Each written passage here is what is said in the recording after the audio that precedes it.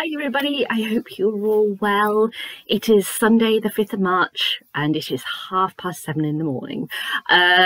So I am up early today because of my day tomorrow, which sounds very strange. Let me explain. So I have been trying to improve my sleep since New Year and extend, because I usually sleep between 6 to 7 hours. More 6 hours, and I've done that for years, and I was like, you know what, enough is enough. So I'm going to improve my sleep, and I've managed to improve my sleep to sleep between 7 and 8 hours, which doesn't sound like much of a difference, but it is a big difference. But unfortunately tomorrow I have to go to my office rather than working from home, as I come accustomed to over the past 3 years. And there's a whole situation of bus shortages and loads of roadworks on my route to work, to the office. So if I want to be able to actually catch a bus to get into town to be able to work in the office, I have to leave my house really early. So I have to wake up early. So I was like, this morning, in order to make sure that I get up early tomorrow, it's good idea if I get up early today. So I've been up since about 5, and yeah, I'm probably gonna have to wake up around the same time tomorrow as well. And tomorrow afternoon I've got a dentist appointment in town, which is, about a 10-minute walk away from my office. So which is, it's convenient. So that's great. But still, it's just a bit like, okay, in order to accommodate for my appointment, then I need to start early so that I can end early. You know what I mean? It was just a bit like logistics and everything. So that's why I probably look very tired. My hair is a mess and everything, because I'm in a I can't be bothered mood. So this is really what I, bed head kind of look at the minute, but I don't care. I'm having a chill day at home. My mum and dad are on holiday, so I'm no visit to my mum and dad as usual on a Sunday. It's just me at home and everything, and I decided I want to chill, so there.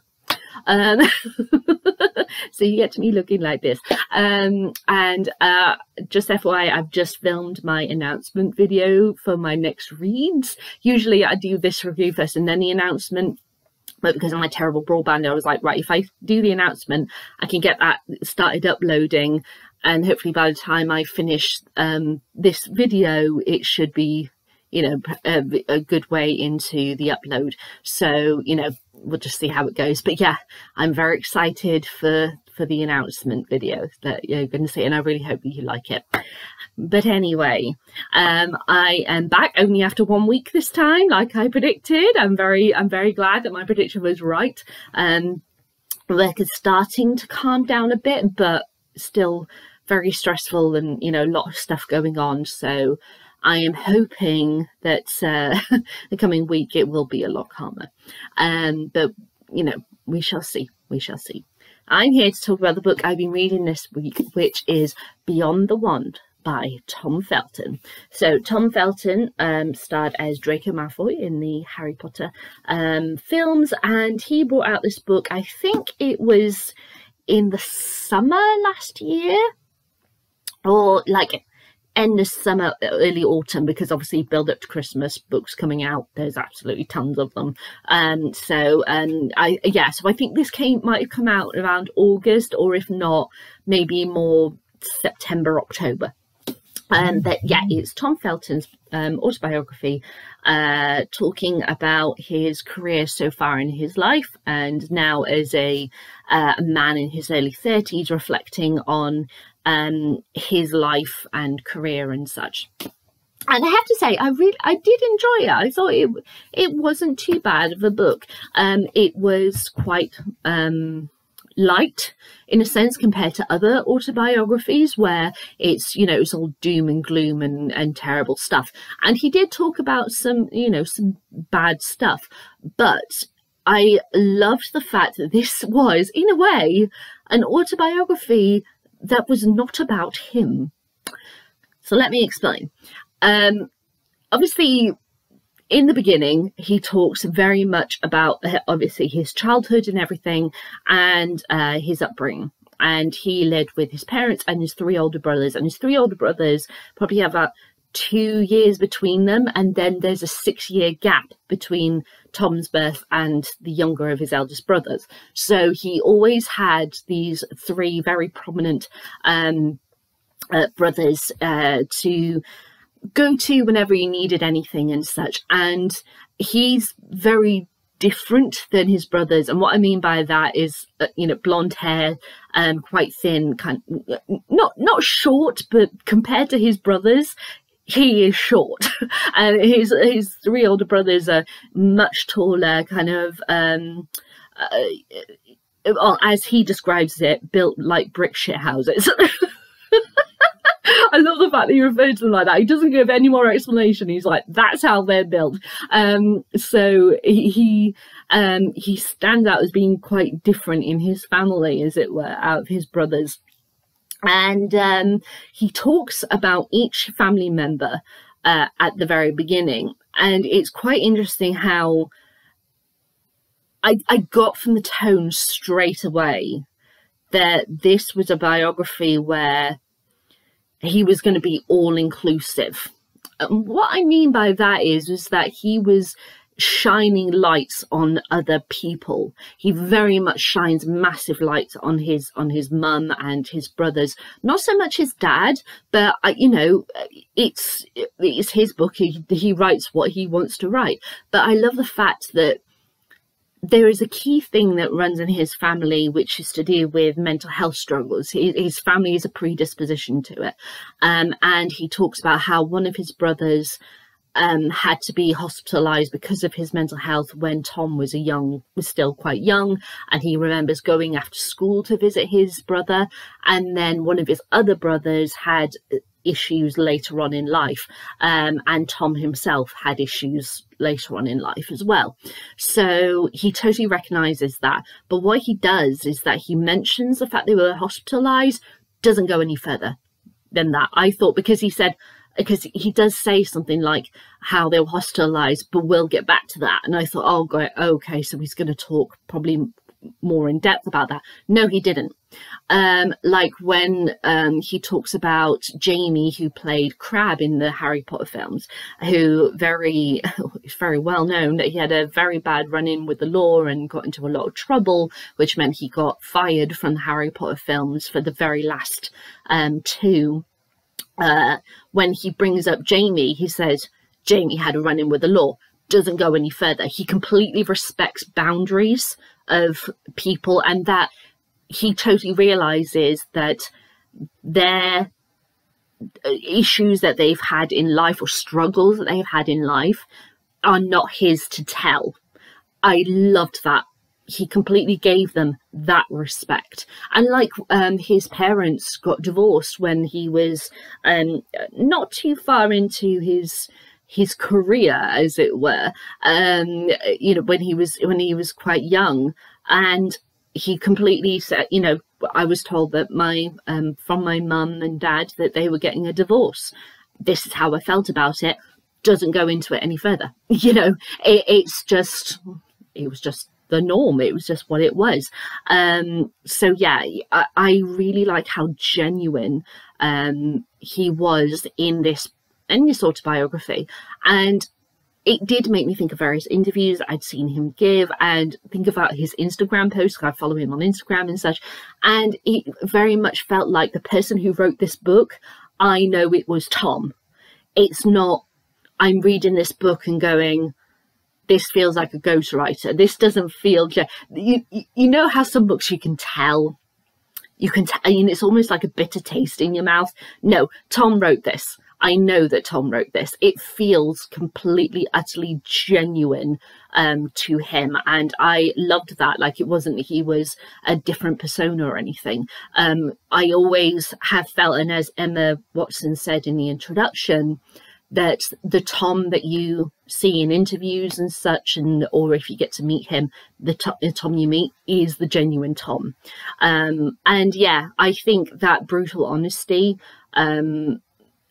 made me respond to it even more, which may sound very strange, but I think it's that thing that if you know that a autobiography that you're reading was genuinely written by the person who is a subject, it makes it bolder. It makes it more truthful. It makes it purer. So yeah, that's how I felt. And what I was kind of surprised about, but then again, I was not surprised about that every chapter, even though it's about him, it's not about him. It's about the lessons that he learned and everything, and the people who he came in contact. He tells such wonderful stories about things that people did or things that people said and what impact they would have on him, not necessarily at that moment in time, but the impact it would have on him later in his life. And he talks about how he looks back now and the amount of amazing actors that he worked with on the Harry Potter series that he did not appreciate at the time, and how losing various members of the Harry Potter films, how that has impacted him more than he would have necessarily realized. It's just, yeah, how he talks about people is just so beautiful and glowing. And it can, you know, things from significant advice to Alan Rickman saying to someone, get Tom a proper director's seat, because everyone like Alan Rickman, Maggie Smith, Helen Bonham Carter, all that had proper director's chairs with their names on them, and Tom went over to talk to them, and he pulled up a chair and just sat down, so he was lower down than everyone. And Alan Rickman went, no, and stood up, walked over to somebody and said, get him a director's chair.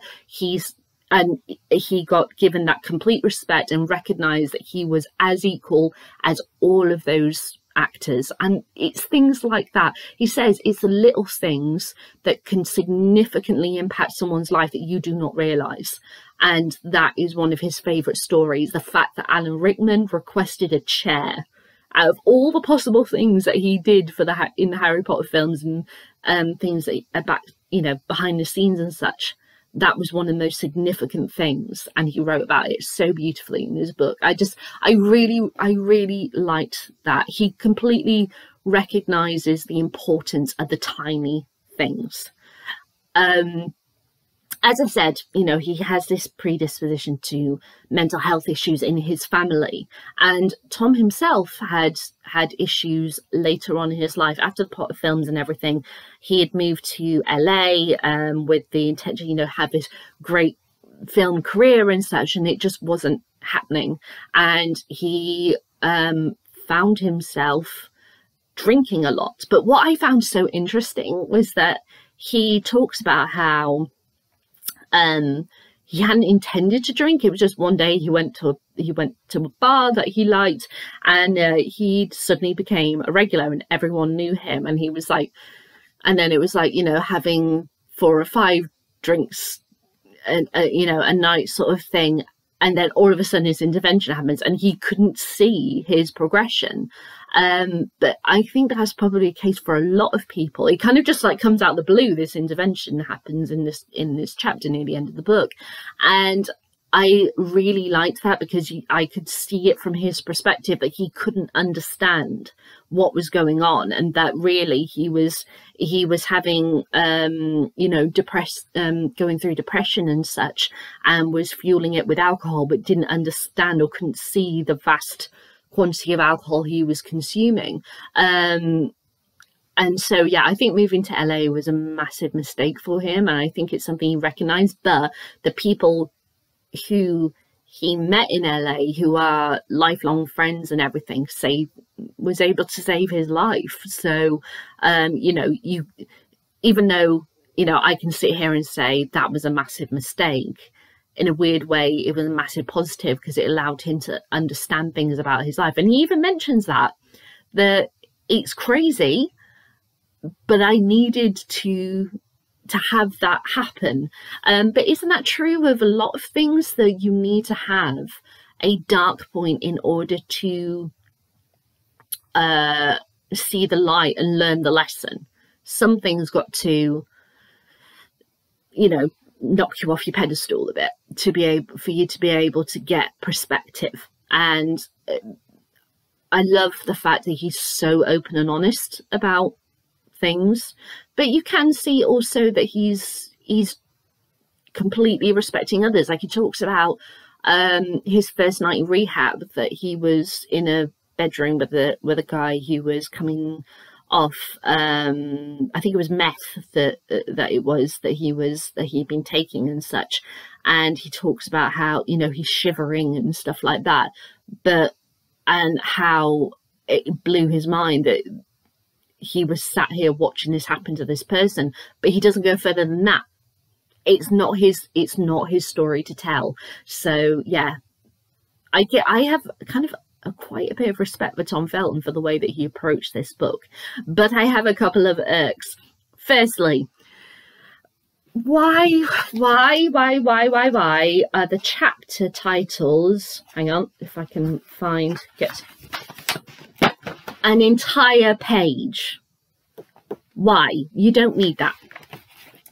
Second of all,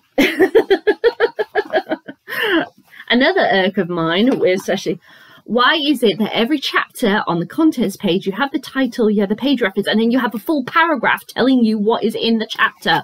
The whole point of you know, about especially autobiography and everything, is order for the reader to follow you along your journey. If you're giving them, you know, the heads up, by the way, in this chapter you're going to get this, it just kind of feels like, well, you're spoiling your work.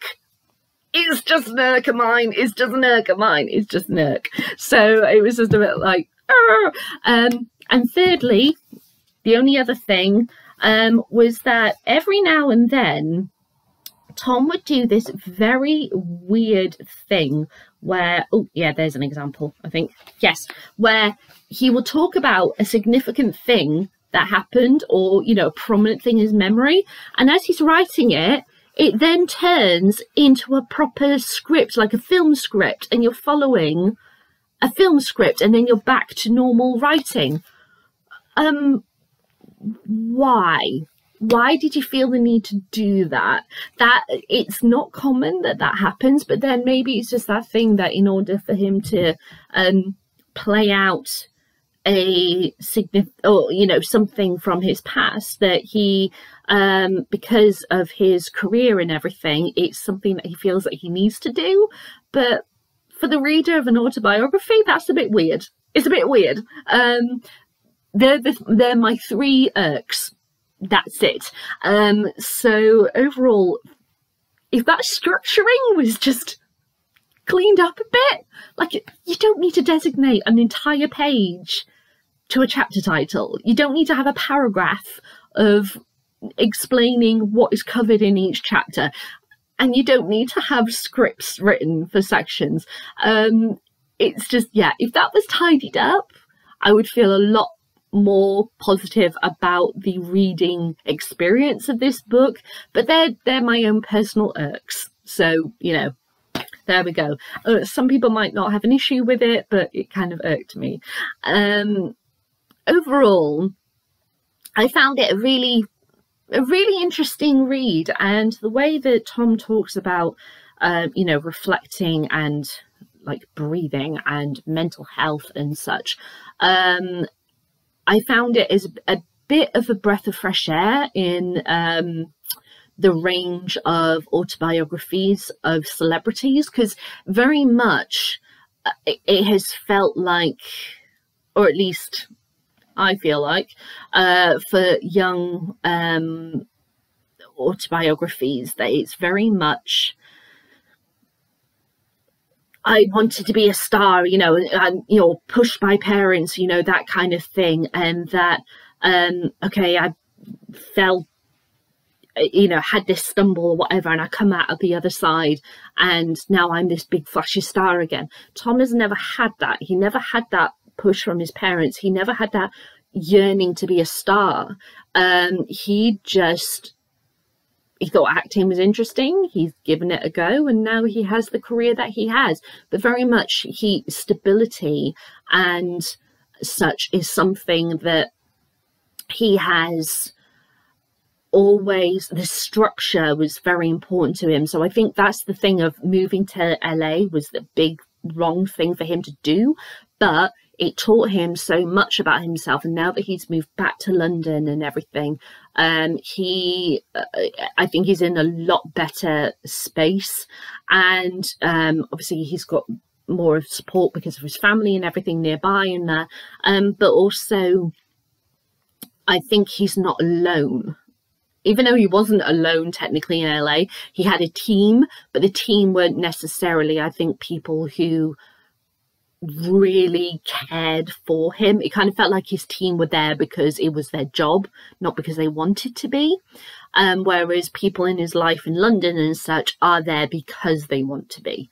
So I'm really happy where he is right now. And he says, you know, how about mental health, that you can just suddenly out of nowhere be blindsided by it, that you can go for ages not having a problem and then boom, it's right there. But how much, like his dog Willow, who is so sweet, and he's just got a new dog as well. Oh, I can't remember her name. I think Forrest. Yeah, I'm pretty sure it's Forrest. Give him such grounding in that. He's very much been very down to earth and grounded throughout his childhood, throughout his career, and in his later life. And I think I really like his perspective on the world. So I really feel like this is an autobiography of a young person. I say young, I know he's in his early 30s and I'm 36, but to me that is young because he's he's younger than me. But I feel like this is one of those autobiographies from a young celebrity who has something actually to say, not, hey, this is me, I'm doing this for money and all that, that kind of thing. He's doing it because he wants to do it, and he's completely honest and genuine about it. So that made it such a great read. And of course all the Harry Potter stuff, because I love Harry Potter, all the Harry Potter behind the scenes stuff was really great to read as well. So overall I really enjoyed it. I thought it was a very decent read, and yeah, I think that's all I have that I want to say. So those are my thoughts on Tom Felton's Beyond the Wand. So let's ask my usual questions. Would I read this again? Yeah, I think I definitely would. I'm going to be keeping hold of it for sure. And I don't know if when I'm next going to read it, because obviously I'm trying to get through my to be read bookcase. But I think it would be a read that I would generally enjoy reading again. Would I read any more of Tom Felton's books? Well, this is his only book, so if he were to go into other books in the future, then yeah, I would pick it up. But yeah, this is his only book. Would I recommend this to anyone? Yeah, I would. Obviously Harry Potter fans such as me, but also I think people who are possibly needing to hear from somebody who has suffered with mental health issues like Tom. He has quite a philosophical view about mental health and such, and things that he has learned from other people, and he's telling you that. So I think if the people who might want to hear of such things, I think that would be a book this might be a book that they'd want to read, but it's only really right near the end of the book that stuff comes in. So I would flag that it'd be more at the latter end of the book that they'd want to read.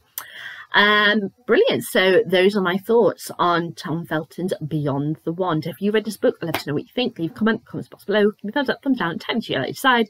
And I hope you enjoy my announcement video, which has been uploading whilst I've recorded this. So let's I'll find out in a minute how far through the upload has gone. So yeah, I hope you enjoy those announcements, and I will be back after I finish my next read. All right, guys. Bye.